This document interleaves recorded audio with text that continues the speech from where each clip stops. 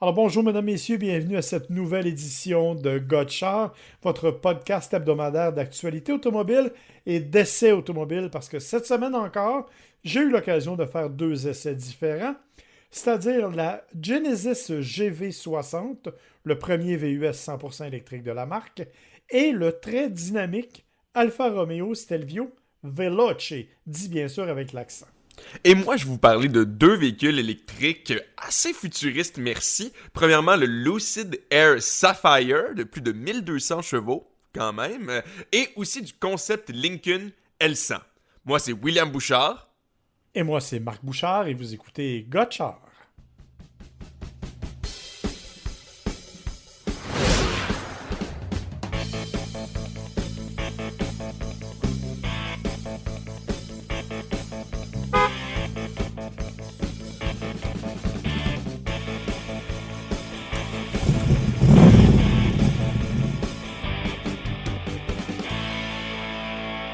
Alors, après notre chorégraphie hebdomadaire habituelle, sur le thème, bien sûr, enlevant de notre podcast, c'est le temps de passer aux choses un peu plus sérieuses. Alors, William, Est-ce qu'on est vraiment je, sérieux dans le podcast? euh, j'ai bien dit un peu plus La sérieuse. monteuse dirait non. Ouais, c'est ça, la monteuse. Qu'est-ce qu'elle connaît, la monteuse? Elle reste avec toi, la monteuse. Bon, ceci étant dit. Euh, alors, cette semaine, effectivement, on va parler de différents véhicules. Je veux glisser un petit mot sur un premier essai que j'ai fait la semaine dernière, l'Alfa Romeo Stelvio Veloce. Veloce, c'est la nouvelle version, c'est une des nouvelles déclinaisons qu'Alfa Romeo nous propose cette année sur son Stelvio. Le Stelvio, on le sait, c'est un VUS compact qui est monté sur la même plateforme que la Giulia. Donc, un VUS qui se veut assez dynamique, pas nécessairement super puissant, cependant, il faut le dire. Euh, En fait, c'est même un petit peu presque étonnant parce qu'il existe une version très, très, très puissante. C'est la Quadrifoglio qui fait, bon, 500 chevaux et quelque chose de complètement fou, là. Euh, Évidemment, dans le cas de la Veloce, on est plus dans une version un peu de base, sportive quand même. Moteur 4 cylindres 2 litres de 280 chevaux, 306 livres-pieds de couple, le moteur turbo, bien entendu, avec rouage intégral. Donc, tout est là. La grande qualité de ce véhicule-là, cependant, d'une part, c'est son look, hein.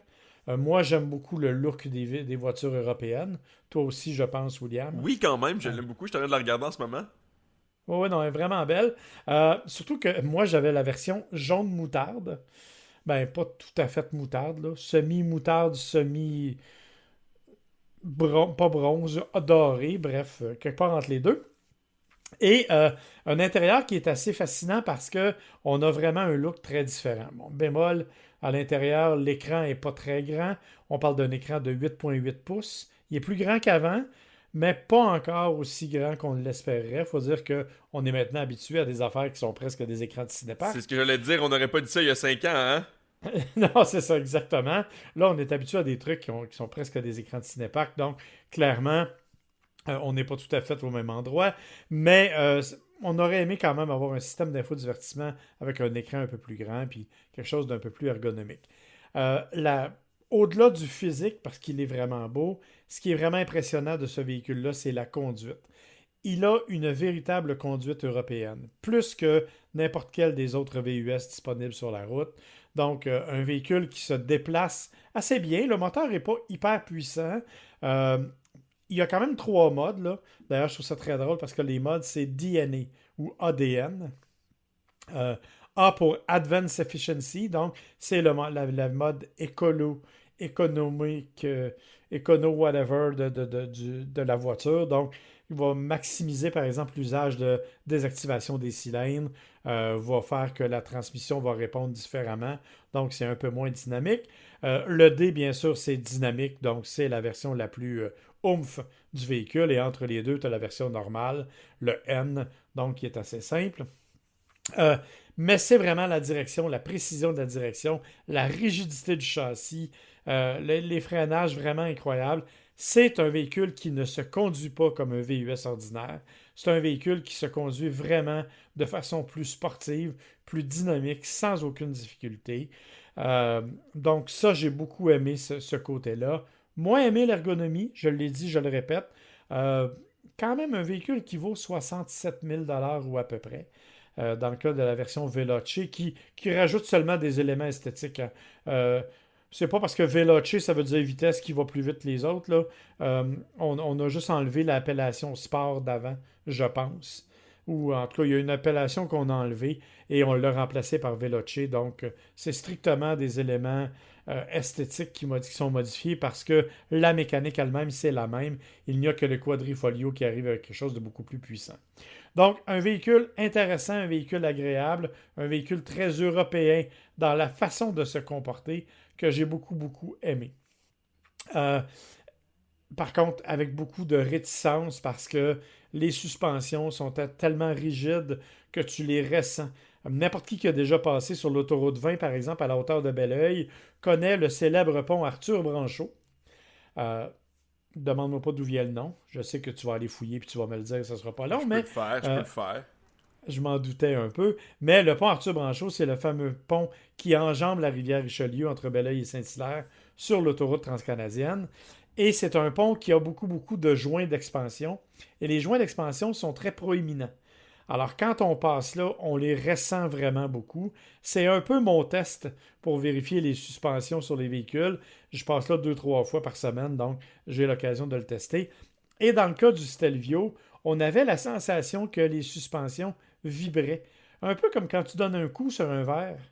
Tu sais comment la petite vibration se fait sentir? Mais on avait un peu cette sensation-là, ce qui est assez désagréable et ce qui est encore plus désagréable sur les routes de campagne avec des trous un peu partout. C'est qui Arthur Branchot? Oui, je le vois dans ta face, tu l'as trouvé. Un ingénieur québécois qui a occupé le poste d'ingénieur en chef au ministère des Transports du Québec, auparavant ministère de la Voirie, et qui a été l'initiateur du projet de l'autoroute 20. Voilà, alors ben, hommage à M. Branchot et hommage à ta grande culture. Non, mais Moi, je tiens à dire que j'ai tiré ça de la page Wikipédia du pont Arthur Branchot. C'est ça, effectivement. Merci à Google et autres outils de recherche fort fascinants. Alors, ceci étant dit, donc, sur ce pont-là, c'est mon test et j'ai donc eu l'occasion de tester un peu plus. Les suspensions sont un peu désagréables. Sais-tu Oui, quelle année William? le pont d'ailleurs? Non? 1963. Oh, comme moi. Ouais, Il a exactement le même âge que moi. ouais. C'est bien. Fait que, tout ça pour dire que l'Alfa Romeo, donc, il est un véhicule fort intéressant, véhicule dont la fiabilité est souvent mise en doute, pas nécessairement euh, pour de mauvaises raisons, parce qu'effectivement, ça arrive. La fiabilité n'est pas la meilleure au niveau d'Alfa Romeo. Par contre, l'agrément de conduite, définitivement, c'est quelque chose qui est super important, super intéressant. L'autre véhicule dont j'ai fait l'essai, c'est le GV60 de Genesis. Bon, on va restituer les gens qui sont peut-être moins familiers. Genesis, c'est une marque de luxe qui appartient à Hyundai. C'était avant le nom d'un modèle chez Hyundai. Depuis, on a changé ça complètement. C'est une marque totalement indépendante. Et bon, ce sont des véhicules de luxe. On a commencé avec des berlines, grandes berlines G90 et G80. On est ensuite arrivé avec les GV80, qui est le premier utilitaire, d'ailleurs, la subtilité, le GV pour les utilitaires et le G pour les berlines. Vous aurez remarqué. Et donc là, on arrive avec le GV60, le premier véhicule 100% électrique de la marque. Un véhicule qui est vraiment joli, qui est assez unique dans son look. Donc, on a vraiment donné à tout ça un ensemble, un look assez ovoïde. Là, ça a l'air presque d'un œuf. C'est assez rond. La partie avant est évidemment faite pour éliminer le plus possible la friction dans l'air pour améliorer l'autonomie. Ça veut donc dire qu'il n'y a pas de calandre, il n'y a pas de grille comme c'est la plupart le cas de la plupart des véhicules électriques. Les phares, ce sont les mêmes phares que ce qu'on retrouve habituellement chez Genesis. Et on a vraiment un look là, qui est assez particulier. Encore une fois, j'ai une couleur particulière du véhicule d'essai qui est une espèce de petit vert menthe tendre. C'est un peu particulier. C'est pas laid, mais ce serait pas mon premier choix, disons. En revanche, la plus grande beauté de ce véhicule-là, elle se situe à l'intérieur, dans l'habitacle, où vraiment, on le sait, Genesis nous a toujours donné des véhicules absolument magnifiques. C'est encore le cas de ce GV60 qui est absolument superbe à l'intérieur. L'écran est beau, la façon dont c'est fait, la qualité des matériaux, la qualité de l'assemblage, elle est exceptionnelle. Le confort des sièges est tout à fait là. Et on a vraiment apporté un soin jaloux à tous les petits détails. Il suffit de regarder, par exemple, comment on a intégré les haut-parleurs dans différents endroits, dont dans les portières, où on a mis ça dans une espèce d'étui surélevé 3D. C'est absolument magnifique. Et il y a un bidule, honnêtement, que je ne peux pas ne pas mentionner. C'est l'espèce de levier de transmission, qui n'est pas un levier, dans les faits, qui est en fait une boule de cristal. Et là, je m'explique. C'est une molette. Comme c'est souvent le cas des véhicules électriques, c'est véritablement une molette que l'on tourne à gauche et à droite. Mais quand le moteur est éteint, cette molette-là, elle est dissimulée. Et c'est vraiment une boule de cristal rétroéclairée qui est au milieu. Et quand on démarre le moteur, la boule se retourne et nous amène à la molette. Je ne sais pas à quoi ça sert à part d'être cute, là, mais c'est vraiment joli. C'est très, très bien réussi. Évidemment, il faut aussi parler de la voiture elle-même en termes électriques, puisque c'est un véhicule quand même 100% électrique. Il faut savoir qu'elle est montée sur la même plateforme que la Kia EV6 et la Ioniq 5. Donc, c'est l'architecture de 800 volts qui nous permet d'avoir une recharge rapide, vraiment rapide quand on a accès aux bornes les plus puissantes, les fameuses bornes à 350 kW, entre autres, là.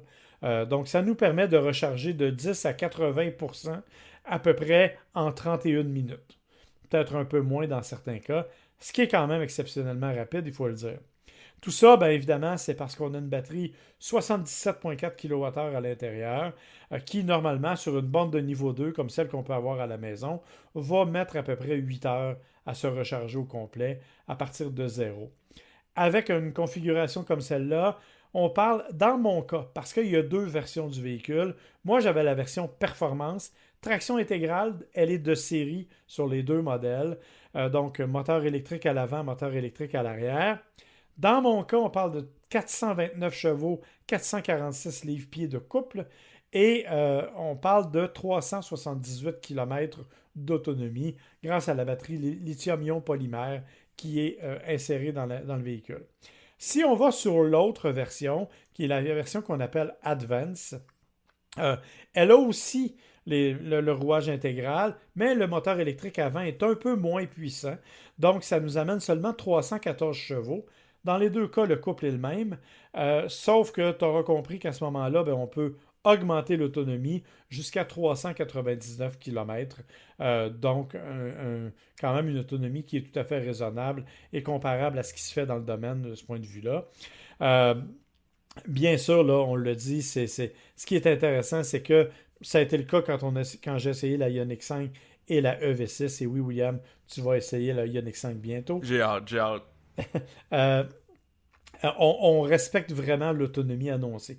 Donc, quand l'affichage nous donne 420 km, on fait vraiment 420 km. Donc, dans ce cas-ci, jusqu'à maintenant, en tout cas, la preuve est faite avec le Genesis GV60. Et ça se fait dans un confort absolu, avec un système de son de haut niveau, avec, je l'ai dit, un confort, des sièges enveloppants, plein d'éléments technologiques embarqués, autant au niveau de sécurité qu'au niveau confort, et une facture qui vient avec. Parce que la version Advance, qui est la version de base, entre guillemets, est à 71 000 plus transport et préparation, 79 000 dans le cas de la version performance, comme celle que j'essaie. Tu vas me dire, c'est un peu cher. C'est vrai, je trouve ça un peu dispendieux, parce qu'on l'a dit, la plateforme est la même que la Kia et la Hyundai. D'un autre côté, compte tenu du luxe qu'il y a à l'intérieur, on est exactement compétitif avec des concurrents comme Tesla, par exemple, ou comme Audi qui va arriver avec son Q4. Donc, il y en aura plein comme ça. On est à peu près là-dedans, sauf que, bon, c'est oui, le luxe est là, la qualité est là, et le Genesis GV60 vaut définitivement le détour si vous êtes prêt à payer ce genre de prix-là, et si vous êtes à la recherche d'un véhicule électrique, disons, 100% agréable à conduire et super beau. Écoute, honnêtement, l'intérieur, moi, je suis en amour avec. Bon, évidemment, l'intérieur du mien, celui que j'essaie, là, c'est pas vraiment le mien, on va le préciser. L'intérieur est tout blanc. avec des appliques d'autres teintes. C'est peut-être un peu intense, mais je trouve ça vraiment magnifique. Là. D'un point de vue pratique, on s'entend que c'est pas super. Non, mais par contre, c'est beau. C'est vraiment, vraiment, vraiment joli. Sauf que parlant de voitures électriques dont la facture est un peu élevée, t'en as toi-même réservé une qui est pas si mal. Là. Oui, c'est ça, la mienne, hein, comme tu dis. Moi, la mienne, c'est une Lucid Air Sapphire. La Lucid Air, ça existe déjà. C'est une genre comment est-ce qu'on appelle ça? C'est une berline, je crois le nom de ça. C'est une berline, voilà.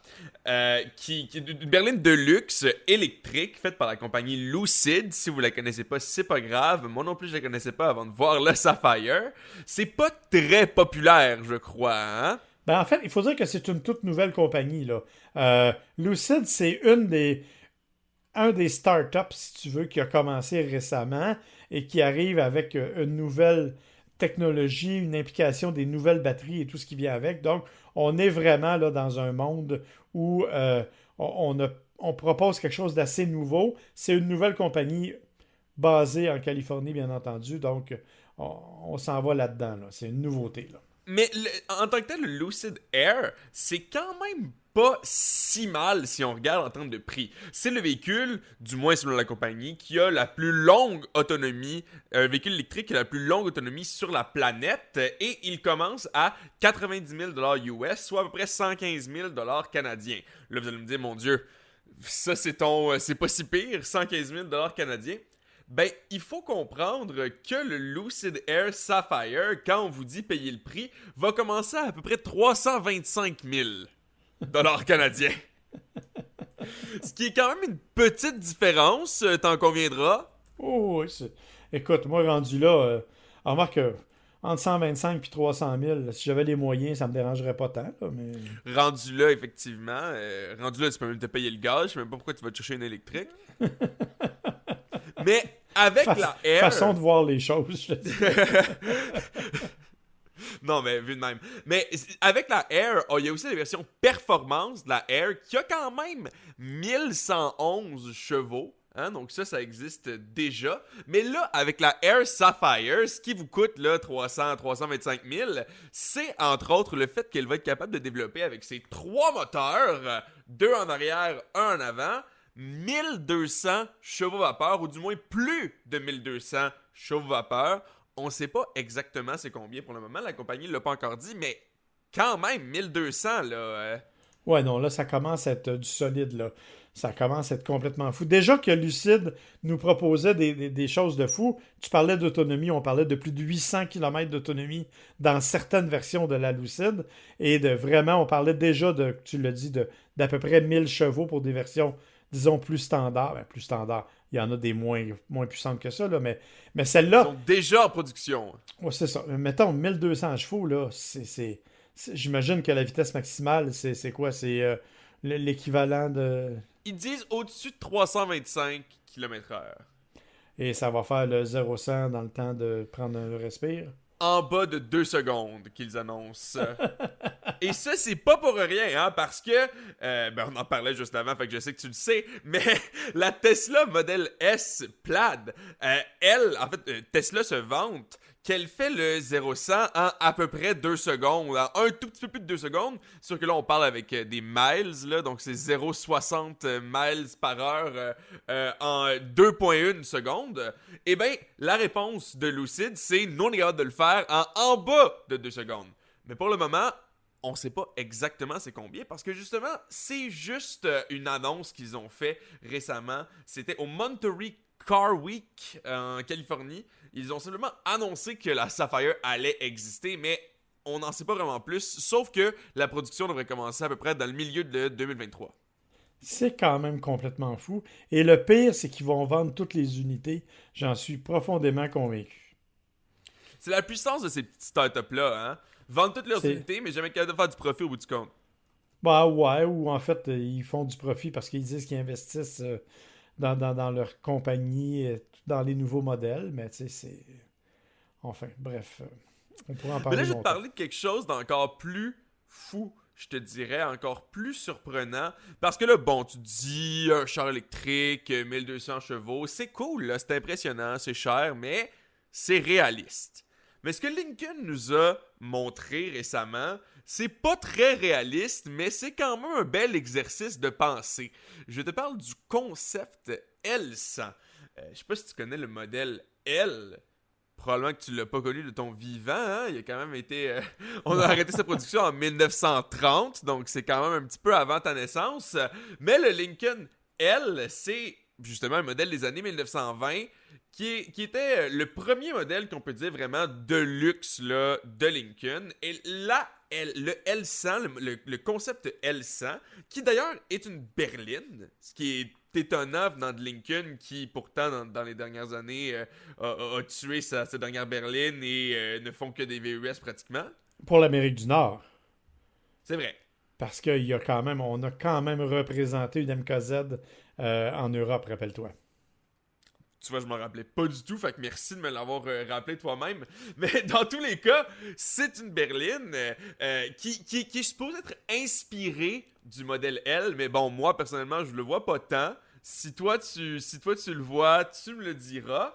Mais Je sais pas, surtout... mais si ça ressemblait à ça, le modèle L des années 1900 quelques, ils étaient, comment pourrais-je Dans dire? le futur, là. Ouais, il en avait fumé du pas pire, là, parce que... Ah ouais, j'aurais aimé ça. Ben, à l'époque, hein, il y avait de la cocaïne dans le sirop pour la toux, hein. Donc, peut-être qu'il y avait une grosse toux une fin de semaine.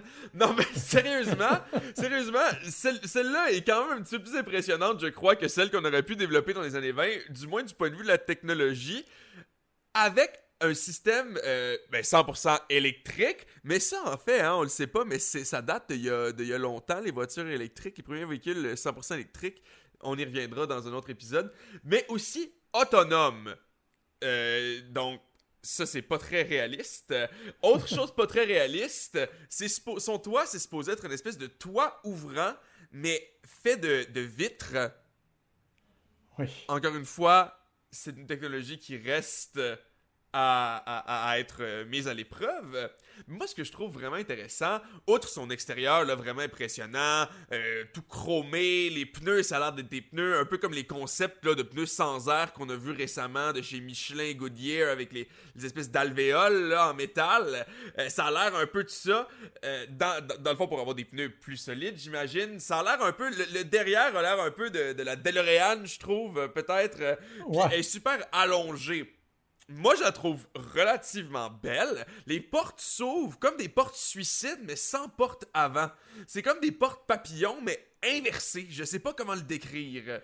Puis, ce qui est fascinant, c'est que la portière, elle ouvre à la même place que d'habitude, donc vis-à-vis le conducteur, mais ça va ouvrir jusqu'au pare-choc arrière. Oui, c'est ça, c'est avant et arrière qui s'ouvrent avec une seule portière au complet. C'est complètement fou. C'est beau. Vers l'arrière. C'est relativement beau. Puis l'intérieur, moi, personnellement, je suis quand même en amour avec. C'est sûr là, que tout ça, là, c'est des exercices de pensée, c'est des exercices pour les designers de chez Lincoln. On verra jamais un modèle, ou du moins, probablement pas de notre vivant, un modèle qui va vraiment ressembler à ça. Mais l'intérieur, il est quand même vraiment impressionnant.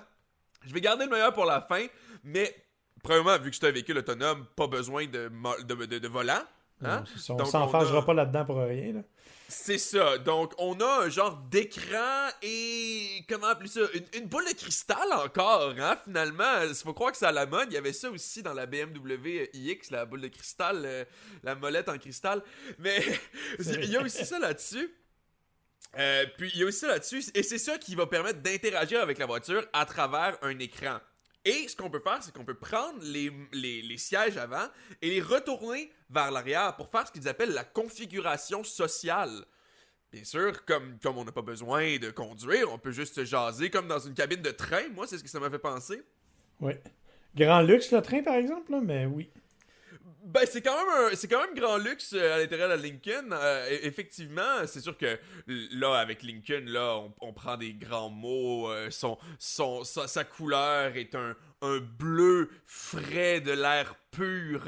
Et quand on ouvre la porte, on veut nous donner un sens de la cérémonie. Et que les roues utilisent aussi... Ah oui, les roues sont éclairées, d'ailleurs, j'ai oublié de le dire, pour communiquer le mouvement et aussi nous informer sur la durée de la batterie et aussi la présence d'autres personnes autour. Ah ben oui, bien sûr. On est quand même parti loin. Mais le meilleur, je crois que je l'ai vraiment gardé pour la fin, c'est ce que Lincoln a appelé le plancher digital. Est-ce que tu l'as vu? J'ai vu la photo. Je t'avoue que je pensais que c'était strictement comme un tapis. J'ai pas lu tous les détails, là. Je pensais que c'était comme un tapis coloré lumineux, là. Oh non, non, monsieur. Oh non, non, c'est beaucoup mieux que ça. Sur les images que Lincoln nous a dévoilées pour le moment, ça a l'air d'être un peu comme des vagues. Je crois qu'il y a une vidéo sur YouTube. Oui, il y a une vidéo sur YouTube. Je ne crois pas. Et quand on va voir la vidéo sur YouTube, on voit que le plancher, il bouge. C'est pas juste un tapis, c'est véritablement un écran. Et dans les photos, c'est des vagues. Dans les vidéos, c'est un genre de ciel, nuit étoilée.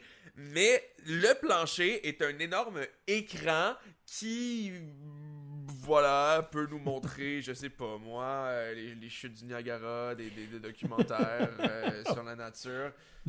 Je me vois me regarder les pieds tout le long en conduisant en voiture. C'est un peu ce que je me suis dit. Puis après ça, je me suis dit, mais en même temps, j'ai pas besoin de conduire. Non, mais d'un autre côté, c'est pas la position la plus ergonomique. À la limite, il aurait dû projeter ça dans le toit. Donc, est-ce que c'est peut-être juste pour créer un environnement? Tu sais, c'est peut-être que tu peux pas. Non, mais le toit, quand il est enlevé, qu'est-ce que tu ferais? Ouais, Le toit, il est en vitre, puis quand il est enlevé, qu'est-ce que tu ferais? non, Ça, c'est les vraies questions. J'avoue. Quand même. Mais C'est écoute, vraiment quelque chose. c'est flyé, il faut le dire, là. C'est assez spectaculaire quand Puis même. juste l'intérieur, l'arrière, c'est pas vraiment.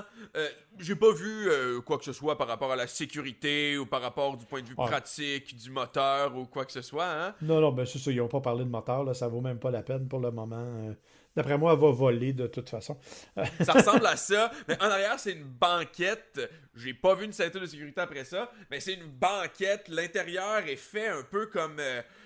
Je sais pas, tu sais, les nouveaux McDo, là, ça a l'air d'être comme une espèce de café du futur, là. Les Oh, oui. sièges, là, en cuir blanc, pis tout. C'est un peu le feeling que ça me donne. T'es vraiment trop terre à terre, chercher des ceintures de sécurité puis des affaires de même. Voyons donc. C'est Désolé, je m'en fais co- pour la vie des autres, hein. comme ça va se conduire tout seul, ils n'ont pas besoin de ça, tu sais. On pognera jamais d'accident avec l'intelligence artificielle puis le GPS, fait que pourquoi on aurait besoin de mettre des Ben, ceintures de sécurité? c'est pas parce que mon téléphone plante une fois par mois que mon auto va le faire. Bref. Ça fait penser aux vidéos de la Tesla qui ont testé avec un mannequin Oui. d'un enfant. Puis que tous les autres véhicules qui ont testé s'est arrêté, puis la Tesla a juste rentré dans le mannequin.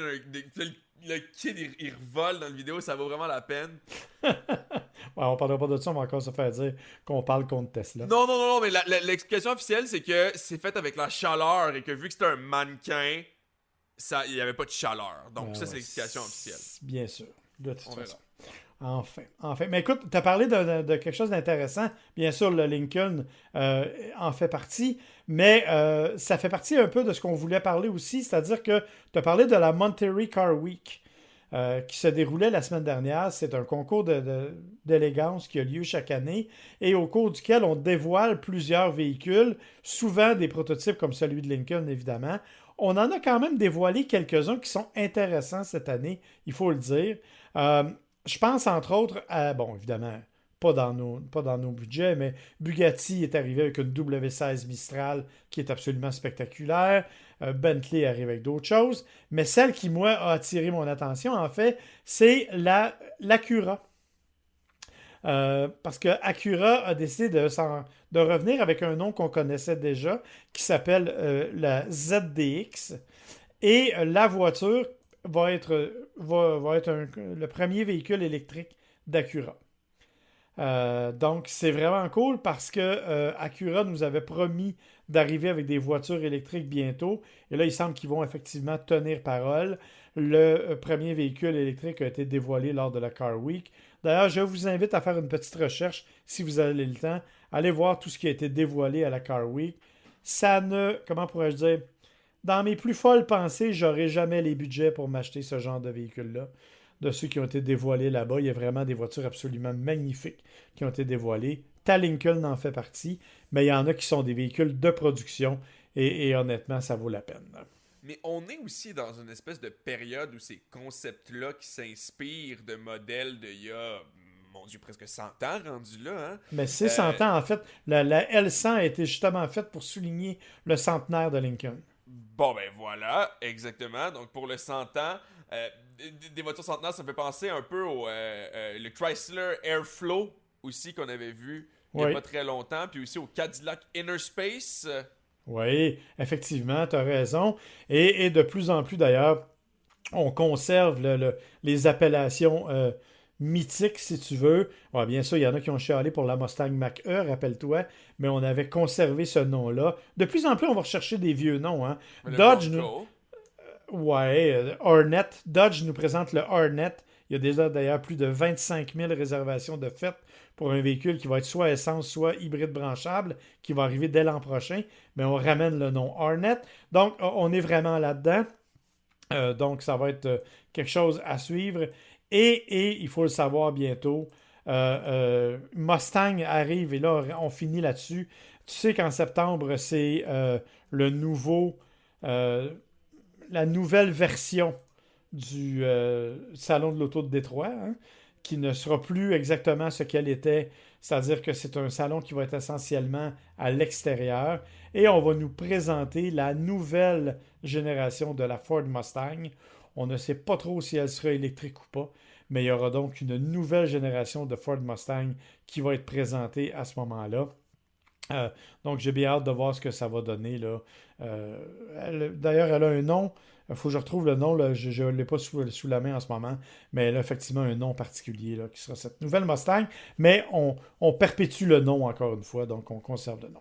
Moi, je termine en disant que j'espère qu'on perpétue pas la performance parce que j'espère que la L100 va avoir un peu plus de puissance que les 81 chevaux de la modèle L en 1920. Bah, t'es exigeant, ça n'a pas de bon sens. 81 chevaux pour un V8, là. Ouais. Écoute, je pense qu'on a quand même passé cette époque un peu. Ouais, on est à peu près là avec la Mitsubishi Mirage, mais évidemment, on parle pas du même genre de véhicule. Puis après, c'est moi le cynique. Alors voilà qui met fin à cette émission. On vous remercie d'avoir été avec nous, bien sûr. On vous rappelle que vous pouvez nous écouter sur toutes les plateformes possibles. Si vous ne trouvez pas sous Gotchard, cherchez sous Ça Roule Radio. On a un petit problème de fil RSS, donc qu'il faut corriger quelque part. On est sur Spotify, Apple Podcast, un peu partout. On vous invite aussi à nous envoyer un courriel à gotchard.podcast@gmail.com si vous avez des questions. Vous pouvez aller sur notre page Facebook, Gotchard Podcast, bien sûr, ou sur une des pages Facebook de Marc Bouchard ou de William Bouchard. On essaie de répondre à vos questions et on prend des suggestions si jamais ça vous tente de nous envoyer des sujets. Alors sur ce, mon cher William, je te remercie de ta participation. Et je te dis, j'espère qu'on va être là ensemble la semaine prochaine, parce que la semaine prochaine, moi, je m'en vais en Californie faire l'essai de la nouvelle Lexus RX et j'aurai l'occasion de t'en reparler. Notre définition de semaine ici est parfois un peu plus longue que celle des autres. Fait qu'à la semaine prochaine. Ouais, effectivement, la semaine n'a pas nécessairement 7 jours. Hein. Tu sais, le temps, c'est qui le grand scientifique qui nous disait que le temps était relatif, donc? Ben, c'est Einstein, c'est ça Voilà. le principe. Nous, c'est ça, c'est qu'on va plus près de la vitesse de la lumière, donc tu sais, ça fait plus lentement en jour terrestre. Alors voilà, merci beaucoup d'avoir été là et on vous dit à la semaine prochaine. À Bye la semaine bye. prochaine.